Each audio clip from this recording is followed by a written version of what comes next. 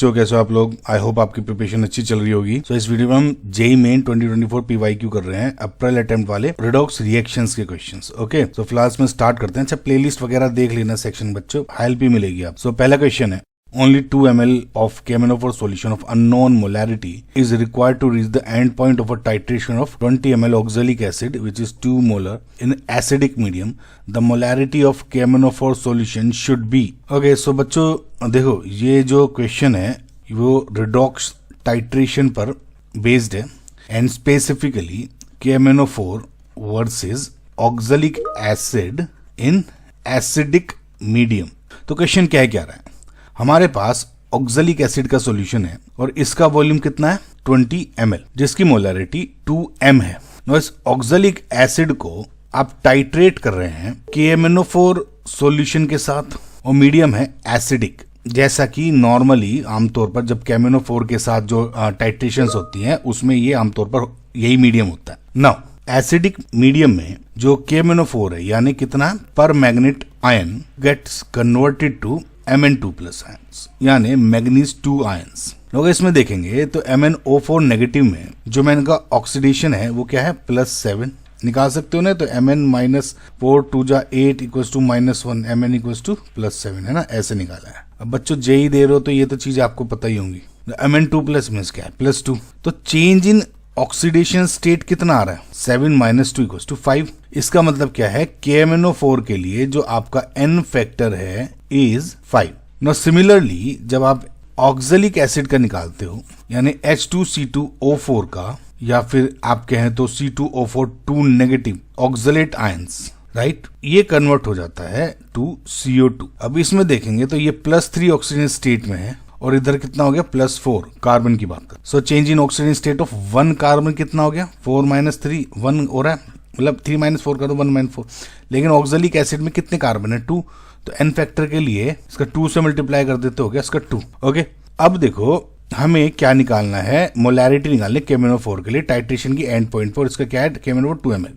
Now titration के end point पर हमेशा जो मिली इक्विवेलेंट्स होंगे of KMnO4 will be equals to milli equivalents of oxalic acid. No milli equivalents ये हो जाएगा N1V1। मिली इक्विवेलेंट्स मतलब क्या है, क्योंकि ये मिलीलीटर में है ना, just because of that. Now कुल मिला के क्या हो जाएगा, नॉर्मेलिटी इनटू वॉल्यूम यानी ml में ले रहे हो अगर आप, equals to n into v यानी N1V1 equals to N2V2। We know कि अगर नॉर्मेलिटी को मोलैरिटी में कन्वर्ट करता है तो क्या होगा, n will be equals to n factor into molarity. तो इसमें लिख दो M1 into N1 equals to into V1 equals to M2 into N2 equals to into V2। Let just assume कि जो 1 stands for KMnO4 and 2 is for oxalic acid है ना, बस value रख लीजिए। सो M1 निकालना है इंटू N1 कितना आया था इसका 5 इंटू वॉल्यूम क्या है 2 ml में ले रहे हैं ना, 2 लिख दो बस डायरेक्ट, क्योंकि ml से ml कैंसिल हो जाता है इधर। सिमिलरली M2 कितना है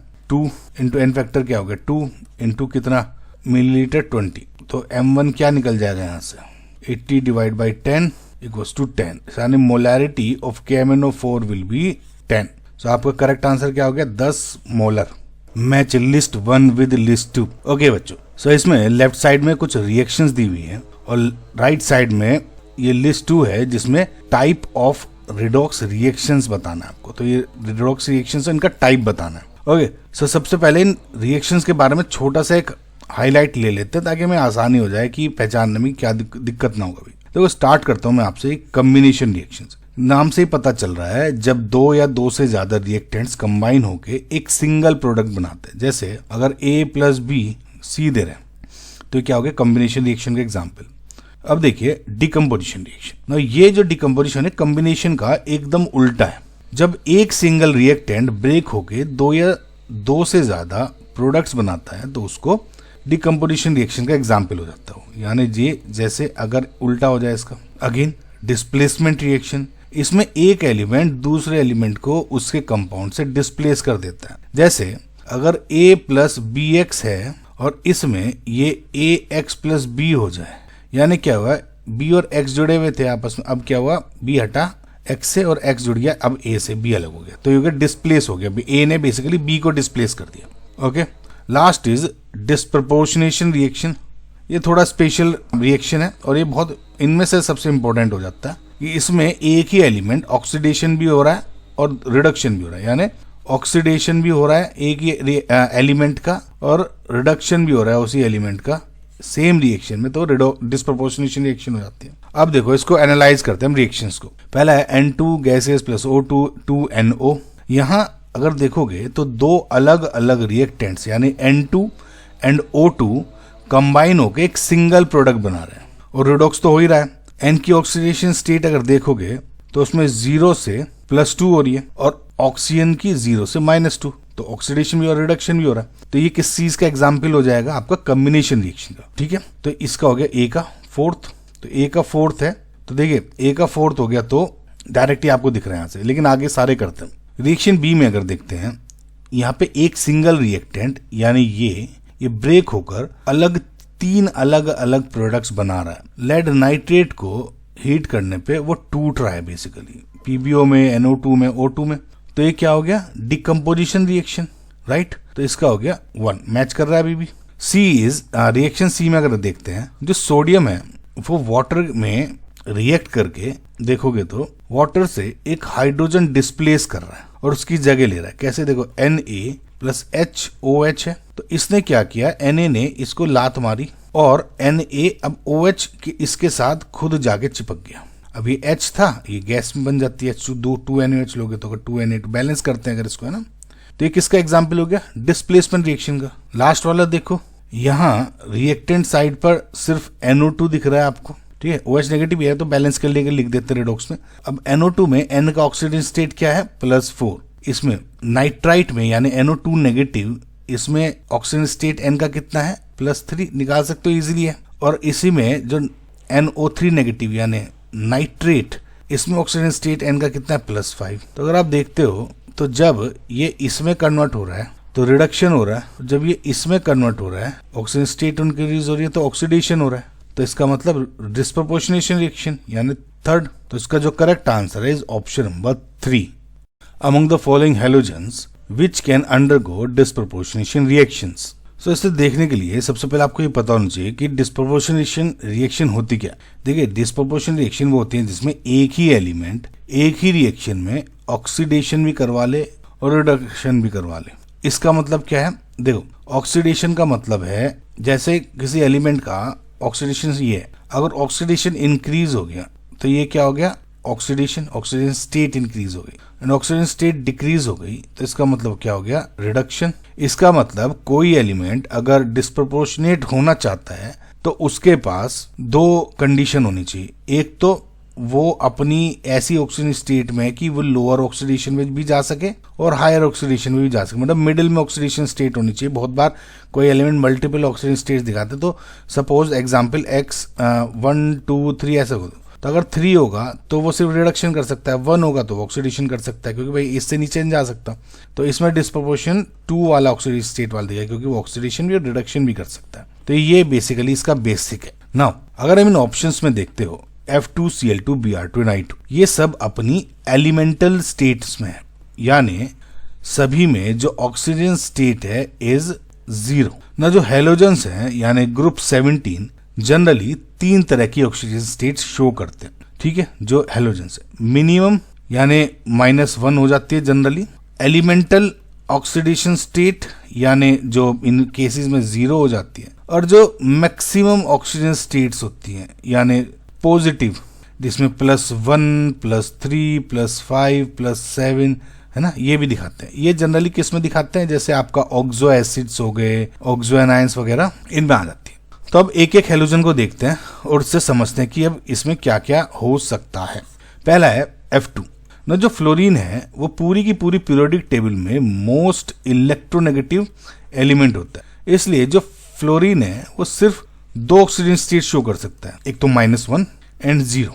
नाउ क्योंकि इसमें F2 की ऑलरेडी 0 है, तो ये सिर्फ और सिर्फ रिडक्शन शो कर सकता है, राइट, क्योंकि 0 से -1 जा सकता है, 0 से ऊपर नहीं जा सकता, क्योंकि ये नहीं शो कर सकता। मोस्ट इलेक्ट्रोनेगेटिव एलिमेंट 2 ही हो सकते, तो इसका मतलब ये तो नहीं है। देखो, फ्लोरीन कभी भी पॉजिटिव ऑक्सीजन स्टेट शो नहीं करता, क्योंकि वो किसी भी दूसरे एलिमेंट से इलेक्ट्रॉन छीन लेता है। सिंस F2 ऑक्सीडाइज नहीं हो सकता, तो वो क्या है, डिस्प्रोपोर्शनेशन भी शो नहीं कर रहा। दूसरा, अब दूसरे जो केसेस हैं क्लोरीन, ब्रोमीन, आयोडीन, इनको आप तीनों को एक ही कैटेगरी में देख लो। जो देखो तीन एलिमेंट्स हैं -1, 0, +1, +3, +5, +7 तक ऑक्सीजन स्टेट्स शो कर सकते हैं। अब ये के तीनों एलिमेंटल यानी 0 पे हैं इस वाले पॉइंट पर, तो यानी रिडक्शन भी पॉसिबल है क्योंकि -1 में जा सकते हैं, और ऑक्सीडेशन भी पॉसिबल है क्योंकि हायर ऑक्सीडेशन स्टेट्स में भी जा सकते हैं। तो इसका मतलब ये जो तीनों के तीनों हैं ये डिस्प्रोपोर्शनेशन शो कर सकते हैं। एक नोट करो कि इन जनरल जो ये हेलोजेंस हैं सब जब स्ट्रॉन्ग बेसिस के साथ रिएक्ट करते हैं तो वो डिस्प्रोपोर्शनेट हो जाते हैं। जैसे अगर आप X2 लो यानी Cl2, Br2 या I2 हो सकते हैं इस केस में, वो किसी स्ट्रॉन्ग बेस के साथ रिएक्शन कर रहे हो, जैसे NaOH हो गया, OH नेगेटिव लिख दिया मैंने, तो जनरली आपका X negative XO negative plus H2O ये बनता है। ठीक है, अब इसमें देखोगे तो 0 है तो ये -1 इसमें रिडक्शन हो गया, और इसमें अगर देखते हो +1 है तो इसमें हो गया इसका ऑक्सीडेशन, तो हो गया डिस्प्रोपोर्शनेशन। तो आपको ऐसे ध्यान रखना। तो जो आपका correct answer is option number 4। Thiosulfate reacts differently with iron and bromine in the reaction given below. Which of the following statement justifies the above dual behavior of thiosulfate?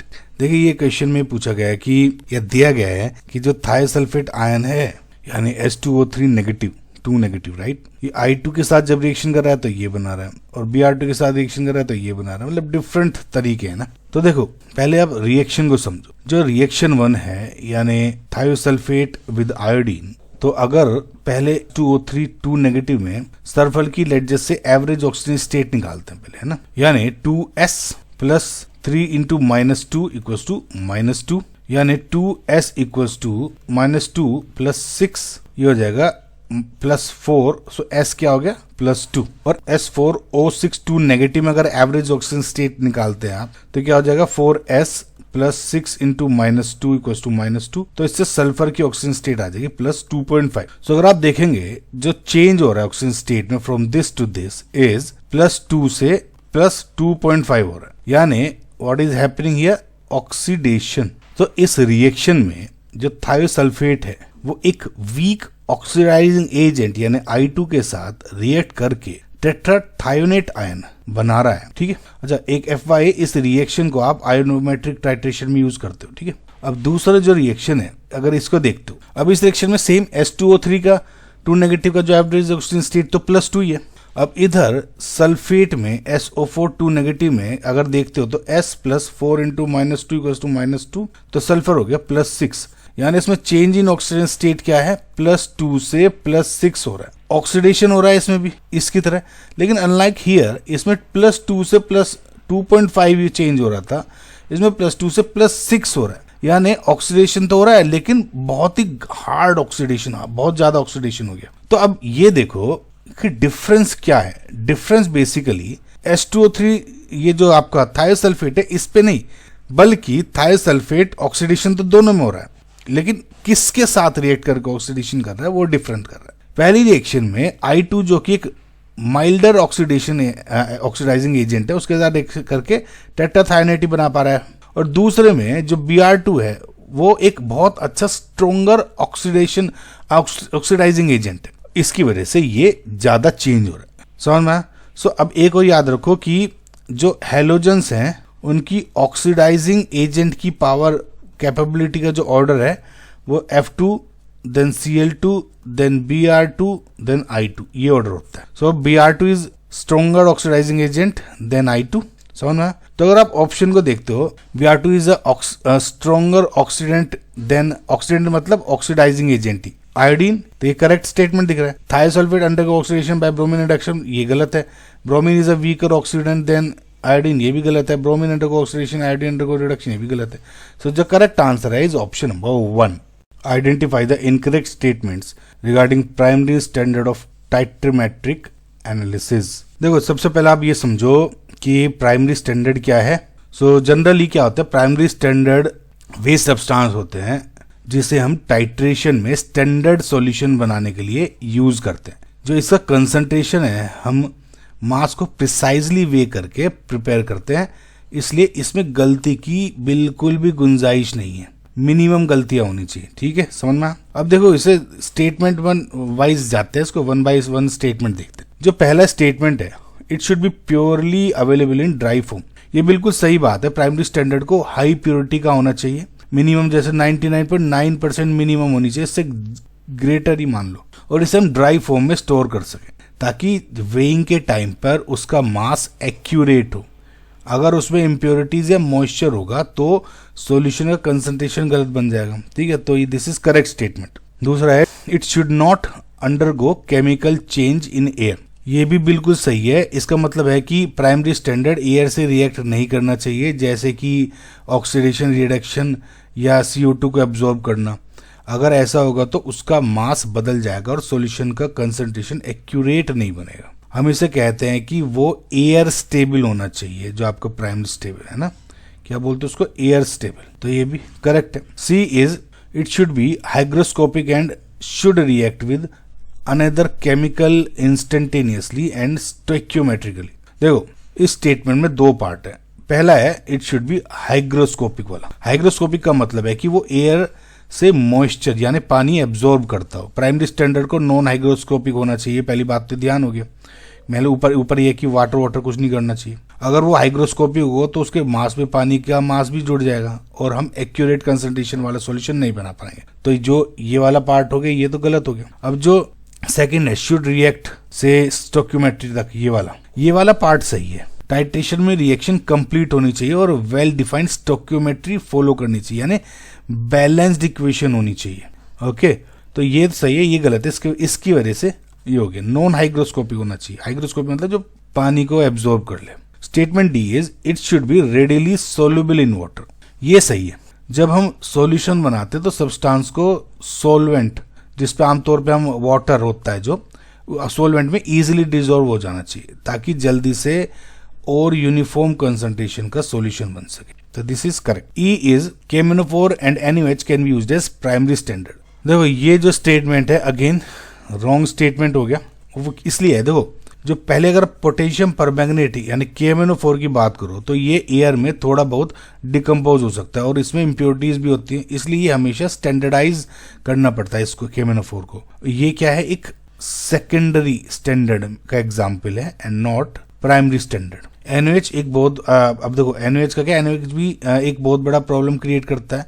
ये हाईली हाइग्रोस्कोपिक है, यानी air से पानी खींच लेता है और carbon dioxide को भी एब्जॉर्ब कर लेता है। जैसे NaOH प्लस CO2 क्या बना देता है, Na2CO3। इसलिए NaOH का मास कभी भी एक्यूरेट नहीं होता, इसलिए क्या है, NaOH भी एक सेकेंडरी स्टैंडर्ड है एंड नॉट प्राइमरी स्टैंडर्ड। तो ये क्या हो गया, गलत। तो इसका मतलब क्या, A, B and D are correct और इनकरेक्ट पूछा हुआ है। तो इनकरेक्ट क्या है, C and E, यानी option number 2 is your correct answer.